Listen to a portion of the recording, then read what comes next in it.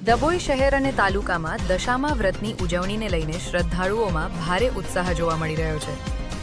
અષાઢ વદ અમાસ તારીખ 12થી દશામા વ્રતનો પ્રારંભ થનાર છે, જેને લઈને માતાજીની મૂર્તિ સ્થાપના અને શોભાયાત્રાની તૈયારીઓ અંતિમ તબક્કામાં પહોંચી છે। ડભોઈ નગરપાલિકા દ્વારા મૂર્તિ વેચાણ માટે જગ્યા ફાળવવામાં આવતા રાધે કોમ્પ્લેક્સ પાછળ નવા રોડ પર મૂર્તિકારો દ્વારા મંડપો ઊભા કરી મૂર્તિઓનું વેચાણ શરૂ કરવામાં આવ્યું છે। પ્રજાપતિ સમાજના કારીગરો દ્વારા 101 રૂપિયાથી 3000 રૂપિયા સુધીની વિવિધ કદની દશામાની મૂર્તિઓ તૈયાર કરવામાં આવી છે। કાચા માલના ભાવમાં વધારો થતાં આ વર્ષે મૂર્તિઓના ભાવમાં પણ વધારો થયો હોવાનું કારીગરોએ જણાવ્યું છે। ડભોઈ ઉપરાંત આસપાસના તાલુકાઓમાંથી પણ મૂર્તિઓના ઓર્ડર મળી રહ્યા છે। બીજી તરફ શ્રદ્ધાળુઓ દ્વારા સ્થાપના સ્થળોની સફાઈ અને સજાવટની કામગીરી પણ પૂરજોશમાં ચાલી રહી છે। આ હતા અત્યાર સુધીના મહત્વના સમાચાર।